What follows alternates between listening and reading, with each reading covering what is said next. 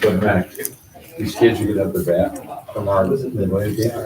You're standing, you know, and they're watching the pitches go by, taking strikes, thinking they're gonna get walked, you know, and they all get struck out. And all these parents are going, "Oh, good job, way to go." I went to Johnny, I said, "Did I tell you good job when you stood there and struck out that idiot?" No, I said, "Don't expect me to do it for your own daughter." Those leagues out there in Green County, they're It's really, terrible. really good. They're just Sure. organized really, really well. Yep. Believe that. In Farley, and they have kind of like. They're really these kids. The one I like out there is that it's just so low key. Really, well, the kids don't play on their own. That's the big thing. Right. Always choosing up their own teams. Right. Get them to do that. I told Decker I wanted to do this. I wanted to have a program where I would be out at I did volunteers. I just would be out at the rec park or Wienan's or wherever. And I just sign up there and you come there and you just choose up teams. Mhm. I'll teach them how to choose up teams. I said, I don't care about how many it is. If we got 5, we'll play that. I wanted to just teach them stuff we used to learn, you know, like Johnny's good hitter. He gets two swings. Tommy acted a little bit of that last year. Just had him go and play So, I mean, just play it, you know, and then let it. even with the ball. Right field's an out. Recording? We're recording. We're good to go. We're gonna go ahead and get started. So I'd like to welcome everybody. Thank you for attending the Board of Education meeting tonight. I'm gonna call this meeting to order and we're gonna start with the Pledge of Allegiance. Pledge allegiance to the flag of the United States of America and to the republic for which it stands, one nation, under God, indivisible, with liberty and justice for all. And a roll call, please, Patty. Member Blau, Yes. Member Frank, Here. Member Fylan, Here. Member McIntyre, Here. Member Venture, Here. Member Rosenthal, Here. Member Sodden. Here. They're also sitting side by side. And I can throw it from here into- Okay, next is the approval of the agenda. We've all gotten it ahead of time and can I have is there any questions or can we have a motion to approve the Make a agenda? motion to approve the agenda. Second. Motion by John, second by Mike Highland. All those in favor? Aye. All right. All opposed, same sign. And motion carries. So now we're into public comments on the agenda, 1.4. We do have one submitted. So Ashley Anderson, feel free to take the podium and we're all yours. Yes. So my name is Ashley Anderson. I'd like to address the board in regards to mask mandates in the upcoming school year. There's talk of making unvaccinated children wear masks in order to attend school. What that tells me is by one's religious choice of being unvaccinated, that person will be segregated and persecuted. To enforce the mandate, the school district will have to ignore the Constitution and HIPAA laws.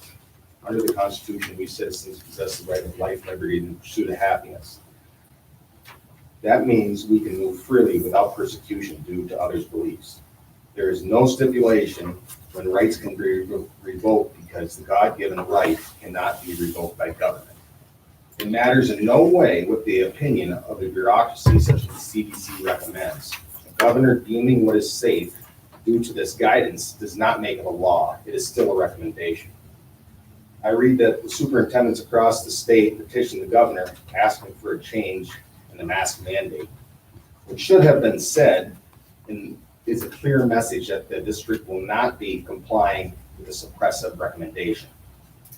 Much like the Constitution, these brick and mortar schools were built by the people for the people.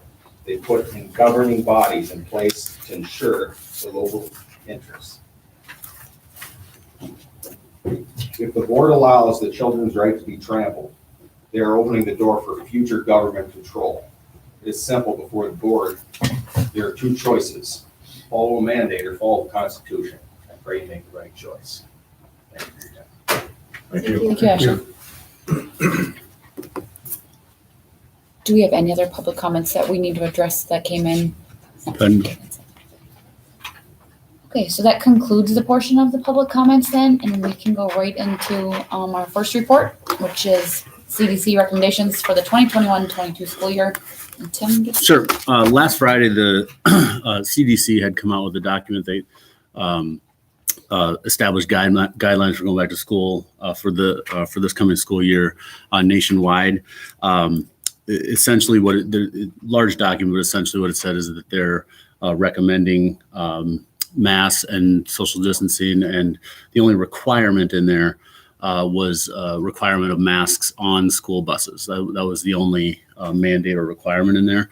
The rest was recommendations, guidelines, and statements like you should do this. The other thing, and I just pulled this out, and I just want to read it, is as part of, and this was a Illinois State Board of Education kind of joint statement, as well as the CDC continues to recommend masks and physical distancing as key prevention strategies. However, if school administrators decide to remove any prevention strategies for their school-based local decisions, they should remove them one at a time and monitor closely for any increases in COVID-19 cases. So that's something that all districts are kind of navigating right now, is the mandates versus recommendations and all of that. I pulled, in fact, just today, the CDC releases the vaccination data for the country. You can actually zoom in by county. The percent of Joe Davis County with at least one dose is over 73%. Percent of the population in Joe Davis County that's fully vaccinated is just over 62%. Percent of Joe Davis County over the age of 12 with at least one dose is 83%, and the percent of Joe Davis County over 12 that are fully vaccinated is 70%. When you look relative to the rest of the state of Illinois, Joe Davis County is number one in the state in all of those categories. So lead county in the state of Illinois for all those categories. I also looked at the most recently published from Illinois Department of Public Health. Our positivity rate has been 0% at least the last 2 weeks. I didn't look 3 weeks ago, but there are 0 current cases in the county. So, and when kind of weighing this recommendation and what we're going to do for this school year, and again, all of this can change. I mean, we could get a requirement tomorrow that could change all this. So this is kind of based on current information, hypothetically, if school were to start tomorrow. So I contact our district council, and he likened it to going 60 in a 55 mile an hour zone. If you repeal, any, you really open yourself to liability if you said we're not following any of these mitigations or guidelines. But if you repeal one at a time and monitor it, he likened it to, technically there's a going 60 to 55, you're very unlikely being pulled over. He's going to stop short of saying there's no risk, but there is risk from a liability standpoint. But with the high vaccination rate and ensuring that we're still following a lot of the same things that we did last year to remain in person for 5 days, he's pretty confident that there's no risk. Our liability insurance carrier, I just wanted to check in with Dan down at McCoy Insurance, and he said there's no COVID exclusion for any potential litigation or anything that might come from that. So we would be covered, in any worst case scenario in a litigation standpoint. The superintendent, the local superintendents of all of Joe Davis County and much of Stevenson County were on a call with the health department last week, and I just asked, flat out really what everybody else was doing if school were to start tomorrow, and then asked if the health department would support that decision of masks being recommended but not required to both vaccinated and unvaccinated people. And the health department again said, they have a call tomorrow with the state. So again, a lot of this could change, but right now they would support that with all of the data that I just mentioned. So. A lot of the things that we put in place for last year that, in addition to masks and social distancing, there's little things like allowing kids to eat outside in the middle and high school, spreading kids as much possible. as many outdoor classes as we can have. A lot of those recommendations will still be moving forward for this school year. But if school started tomorrow, my recommendation would be that we start school with masks being recommended but not required for all of students and staff. So I wanted to put that out there. There's no vote or anything tonight, but I wanted to get your thoughts. I'm meeting with the transition team. It's a multi-stakeholder team on Thursday. We really get down to the nuts and bolts of things like, what if kids are quarantined for X number of days, and what does remote learning look like, and all of different things like that. So we're meeting with them on Thursday, but I wanted to get your thoughts. Let me ask you a question. Shoot. Last year, we went through it all masks. Mm-hmm. How much of a hardship was it on any of the students in this school that they had to wear a mask? One of the fears that we had going into last year is how do we enforce masks, and kids adapted really well. So we didn't actually have any issues with people wearing masks last year.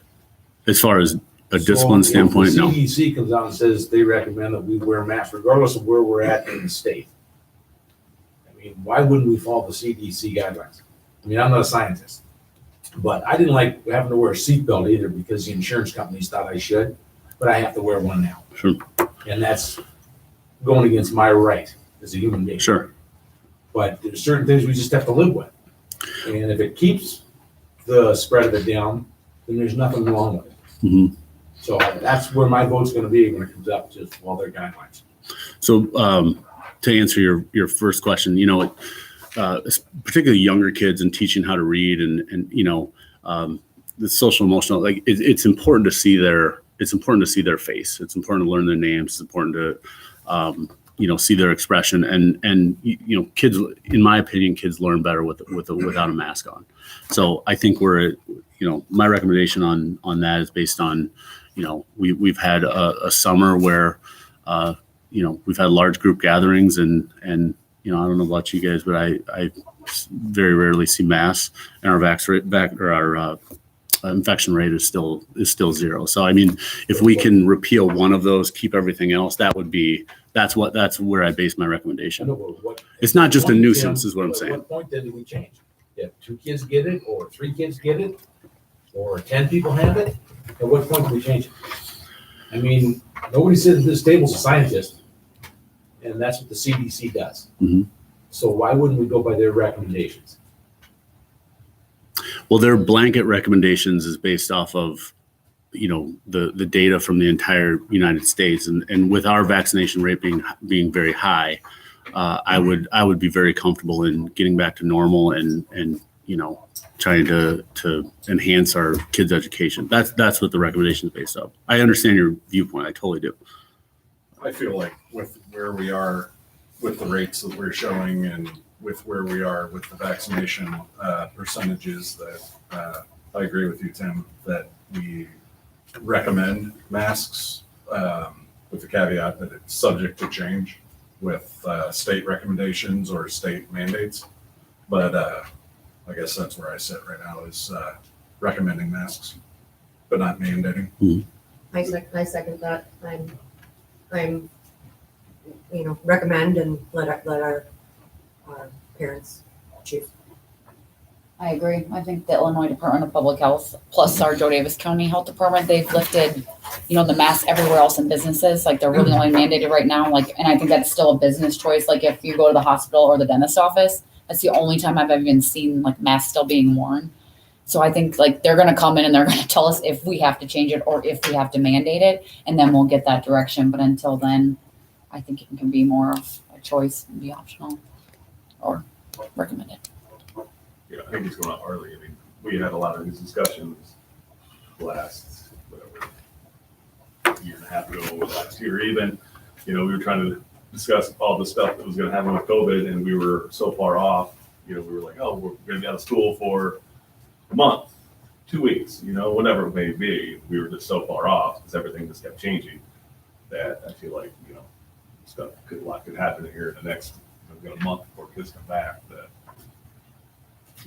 as of right now, I am, our local health department is saying that they're supportive of it, that, that positivity rate being 0, I have no problem with it. And I'm not discounting what you're saying, John, but with the percentages in front of us. I mean, those are facts. Those are statistics and science. I just don't wanna see it change a month down the Sure. road when kids are in school, and we get the same argument from people. Sure. That it's That's nothing personal, but when we start talking about infringing on my rights, Mhm. there's certain rights you give up once in a while because of the betterment of other people. Mhm. And I still hear people fighting on airplanes because they have to wear masks. Didn't kill anybody. You know, so if it comes down to we have to wear them, then we have to wear them. And we don't know how this is gonna change in a month. You know, so I'm just saying this, Very true. I don't just go by the health department. I still say the CDC knows more than the health department does. That's kind of why I say, I think we should recommend masks until there's a state mandate, until there's something that suggests we need to wear masks. It's I'll live with it. personally, I'm just saying that there's gonna be an argument at some point. We're gonna take an argument on people. Right. And at that point, we just have to say this is the way it is. So, Here's the way I look at this. I'm glad that we aren't talking about vaccinated versus non-vaccinated. You know, like separate rules for those that are vaccinated, separate rules for those that aren't vaccinated. I think that's very difficult on kids to, be isolated. And I think we're gonna have to be versatile to go through it. And like I told Tim, my personal belief is that I look at these numbers and I look at the numbers that are vaccinated under the age of 12. And I look at, the group they're gonna be in. So if we would go to, we're just gonna have to be able to think on the run because it's gonna change weekly, daily, things are there. If we would go to the mass, my first thing would be it's either would be the recommended, but my second one is if we get to the point where we need to be wearing masks, then I think it's all or none.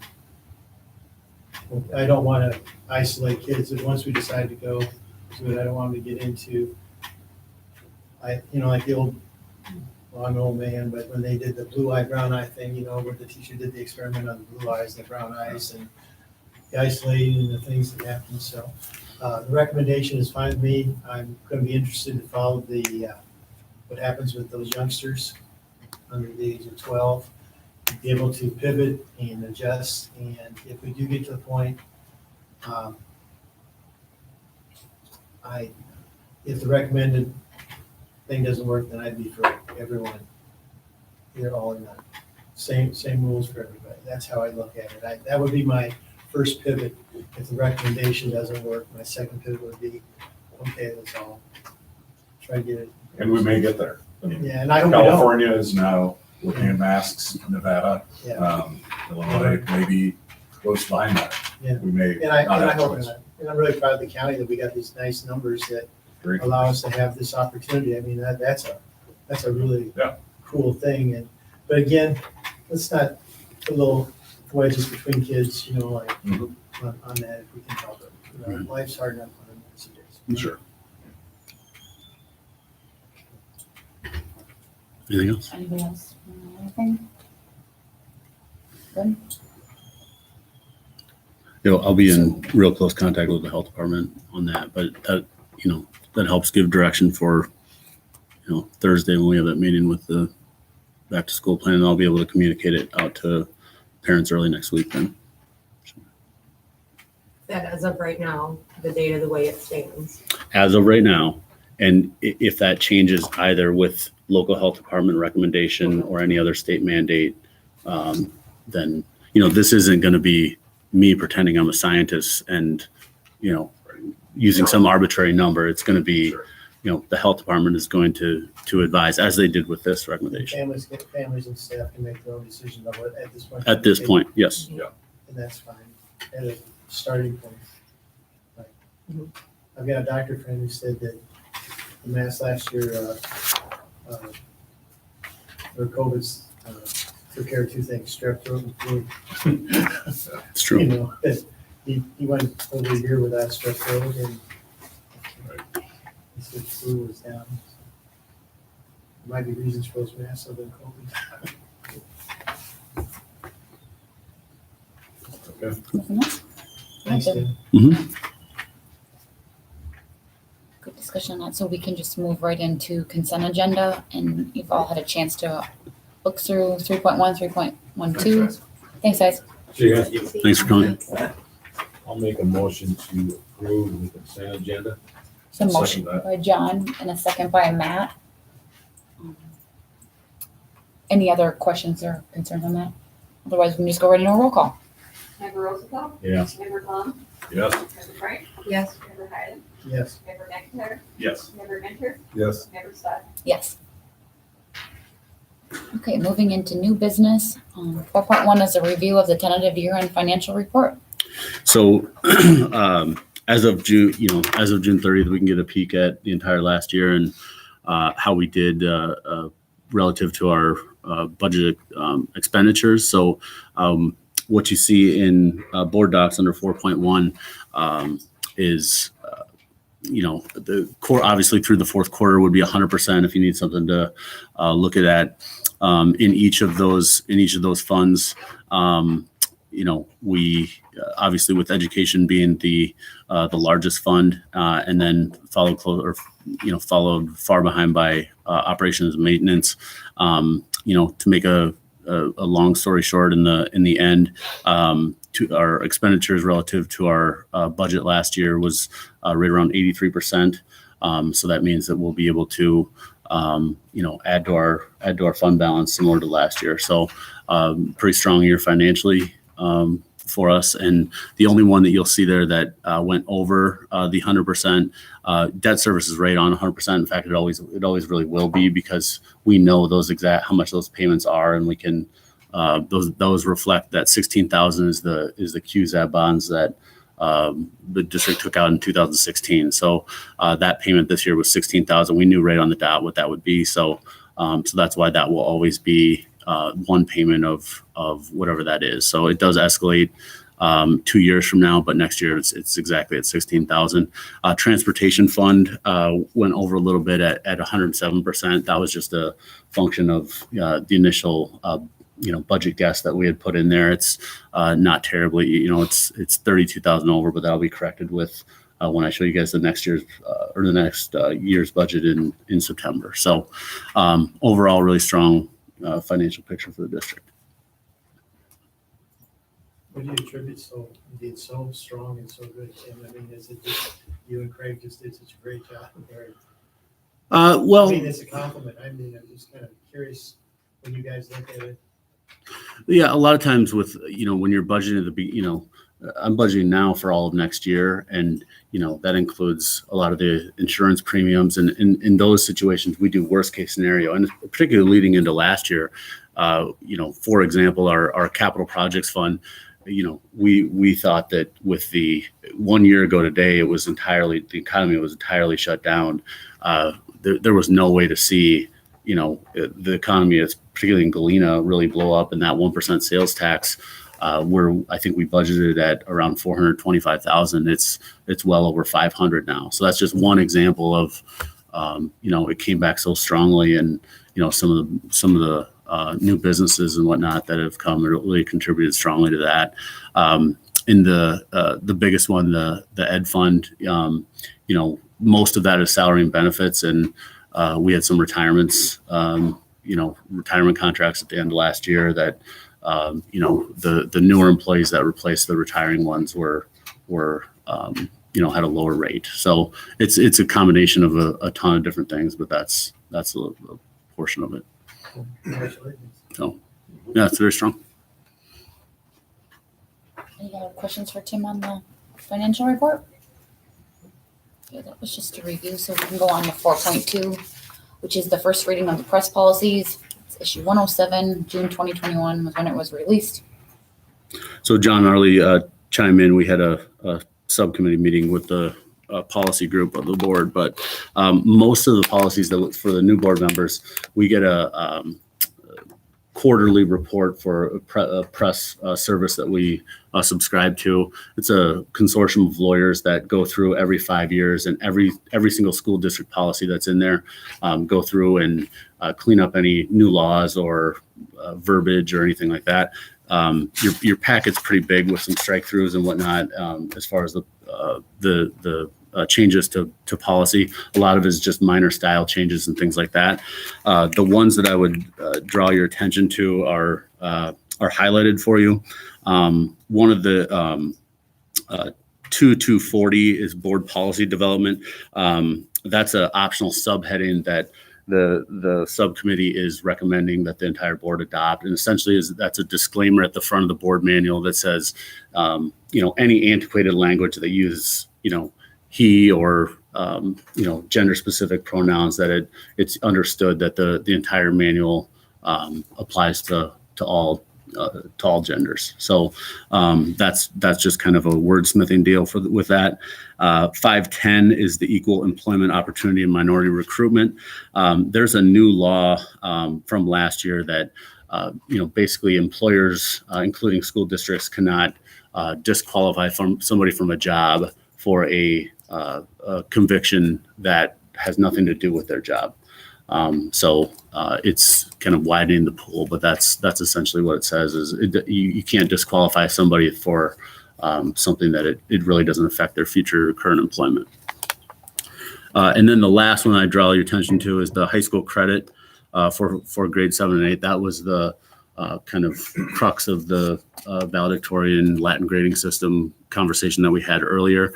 The way that is going to be cleaned up is it revises so that current 7th or 8th graders, whether they're Galena students or not, if they transfer or upon enrollment into high school, they would get credit for high school, or they will get the option to receive credit upon enrollment in high school. So the counselor and or administrator would sit down with that individual who took high school classes and can kind of fill them in on the background of all of that, but ultimately make the parents and the students make the choice on whether or not that's included in their high school transcript.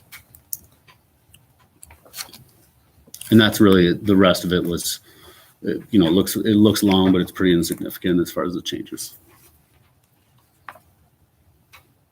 That's our first reading. Do you guys have questions on it? Because we'll just bring it back at the next one. If not, then we'll probably push those through. But if there's questions, we'll take them on. Trust the community.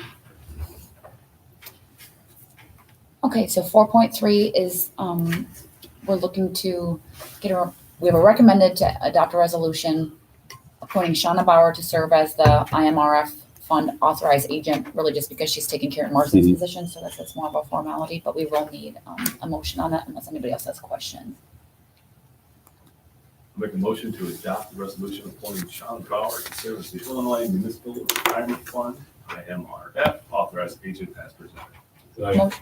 Motion by Brian and a second by John. Roll call, please, Patty. Member McIntyre? Yes. Member Rosenthal? Yes. Member Sodden? Yes. Member Mitchell?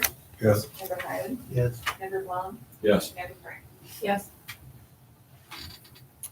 Okay. Next one is another recommended action to approve the fees for the 2021-2022 school year. We did go over these at our June 22nd meeting. They're listed again. Does anybody have any questions on the fees?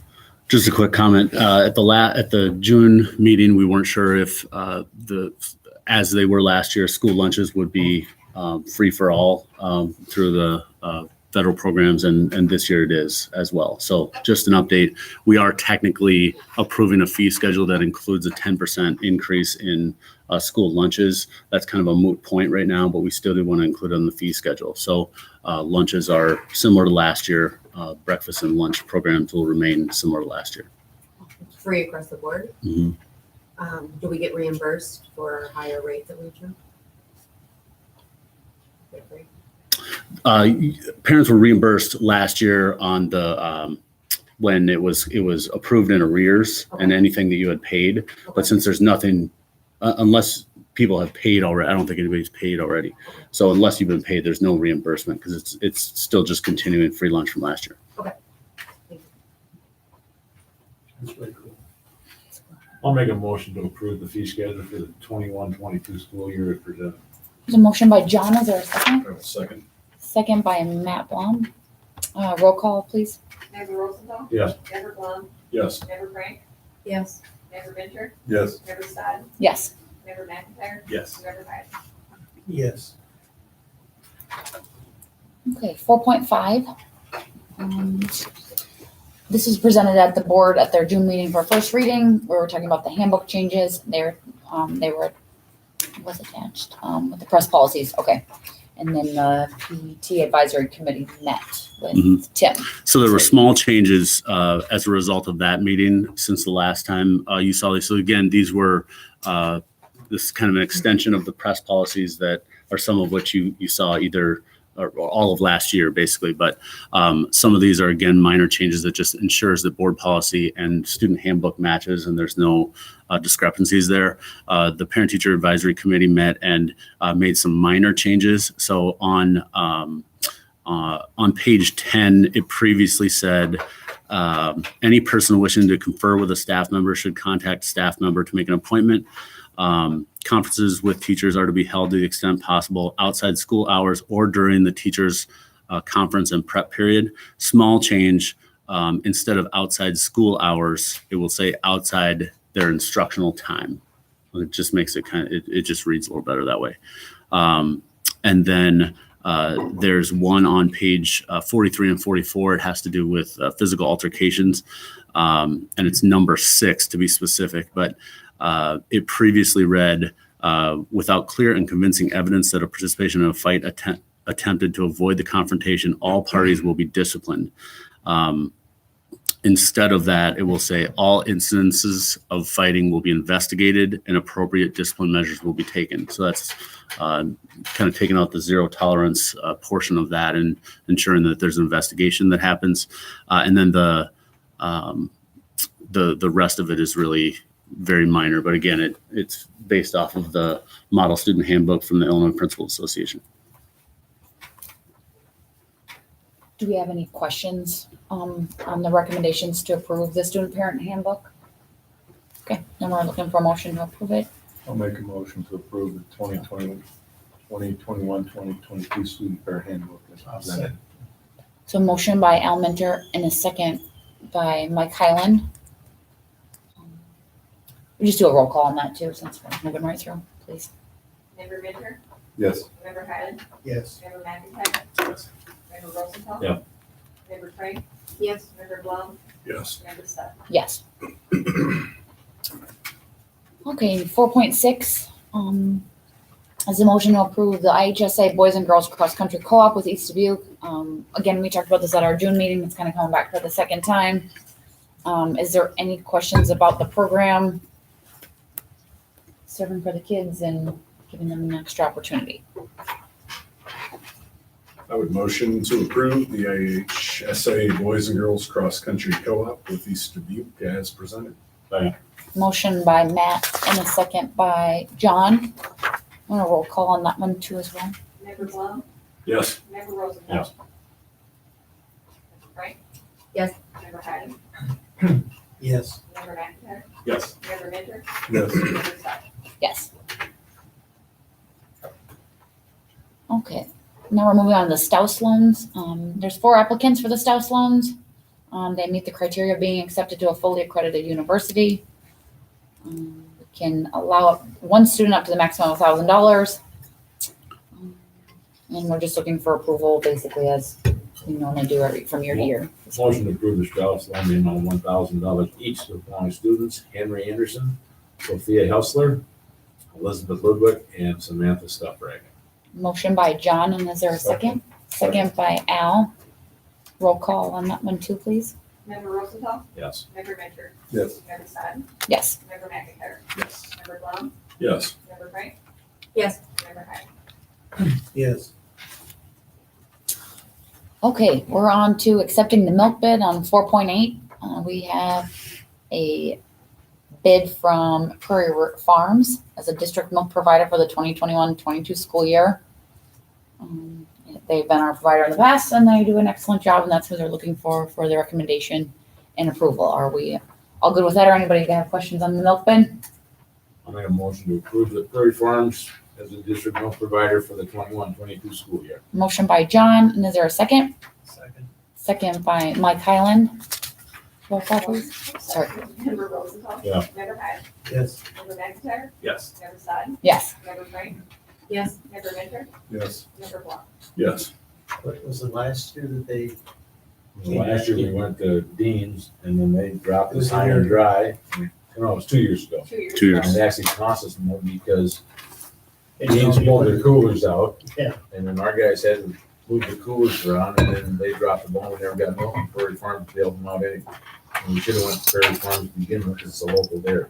But they saved like a penny or something. Step over a dollar to pick up a nickel. So I'm in a good mood today. Now that we've concluded the milk bid, right? No, I just. Thanks for the I history. was trying to remember if that was 2 years ago. It was 2 years ago. But I remember talking It to was before Jared it came out here. when they said about taking those coolers out. It was just hilarious. Cost us a lot of money. It was hilarious. Okay, maybe one that won't bring up so many hard feelings. There we go. Learn from the past. Yeah. Yes. From the mistakes. Food products bids. 2021-22 school year is with Performance Food Service and Cisco out of Baraboo on a line item basis as presented.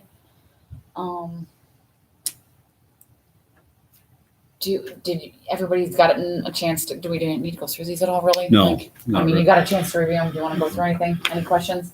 There's just one. I'll make a motion to So- accept food product bids for 21-22 school year from Performance Food Services and Cisco Baraboo on a line item basis as presented. There's a motion by John. Is there a second? I will second. Second by Matt Blom. Roll call, please, Patty. Member Rosenthal. Yes. Member Blum. Yes. Member Frank. Yes. Member Highland. Yes. Member Stod. Yes. Member McIntyre. Yes. Member Mansion. Yes. I'll acknowledge it's an interesting bid format. Yeah. And I just didn't know if we had to go through because it is like by line item, but it's No, interesting. Okay, it's- cool. Just keep moving on. We both do different things as far as different. What they're products. offering. Yeah. Yeah. Yeah. Okay. I just didn't want to overlook anything. Milk, right? We're good to go. my brother. Well, they got milk, that's all I need to live. My brother works for Cisco. Okay, last item in new business is 4.10.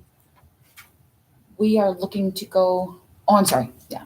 This is a consideration and possible action on the status of closed session minutes from January 1, 2021 through June 30th of 2021.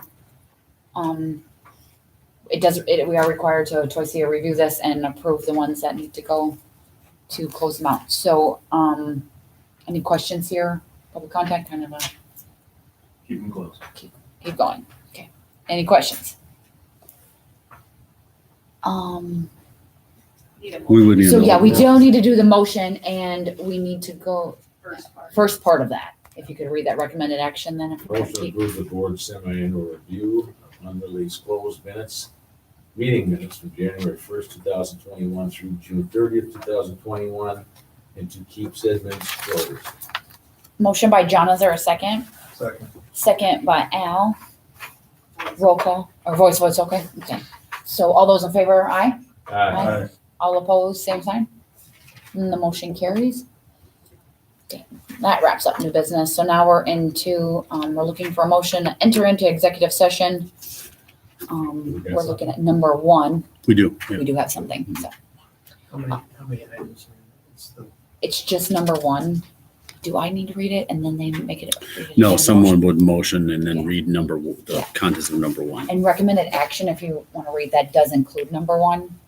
So that's what we're looking to do. for Motion to executive enter into executive session for the purpose of discussing the appointment, compensation, discipline, performance, or dismissal of specific employees, specific individuals who serve as independent contractors in a park, recreational, or educational setting, or specific volunteers of the public body or legal counsel for the public body, including hearing testimony on a complaint lodged against an employee, a specific individual who serves as an independent contractor in the park, I shouldn't have done this, recreational or recreational setting, or volunteer of the public body or against legal counsel for the public body to determine its validity.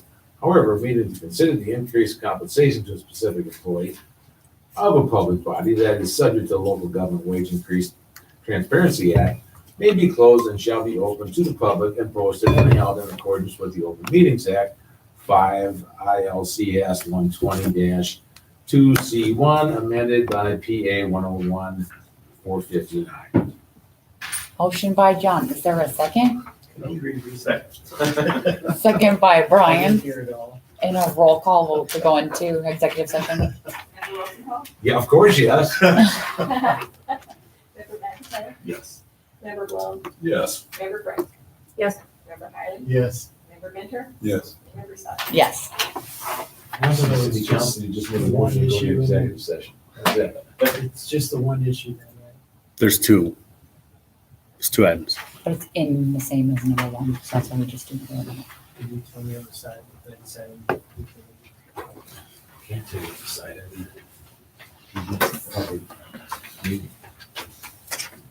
Oh, we're gonna go to the art room then? Our Or room is just being back in this cleaned, room, so okay. Jackie Warner's room. I need to ask you a question Jackie Warner, right Really? back toward the right. Stay in here if you want to. If you shut We shut the doors, we stayed here. Yeah, let's do that. Can you grab that door, John? Oh, it's for after. Okay, I'll wait to see what's on the agenda, then excuse myself. Okay, yeah. Do the roll call and, you know what I mean? I just need to know what they're, because if I gotta drive to Valparaiso tonight, I just shouldn't get going. What's it about? Trying to catch up to Deb and Andy, their family. Cedar Point. I'm so sick of hearing about mass. I was just San joking. Francisco. Well, so hard I have to wear Oh, you're masks. not that over. They're already making a deal. Oh, yeah. And I told my. I don't get masks. And I know. then if these things We're are back. significant, then I'm going to. We killed the camera already? So if you're driving, What's that? you're driving to, you try driving to, cookies. past South Bend or anything like that. Yeah, cookies. I knew I I'd knew come I'd on put a that. smile I knew on it. your face. I go down Valparaiso. I'll start them over here. How's that? I go down Valparaiso. Always start with that guy. Oh. Very smart, Patty. There we go. I think you'd be okay. It's been years since I've run that. Just follow the GPS. Give these to Tim. That's how I'm going. Gather these up. But this time, getting Coach. Oh, coach, the going to be done. Stick on. Coach, Chicago. Any way you can find to go around Chicago. Unless you go through the middle of it. Yep.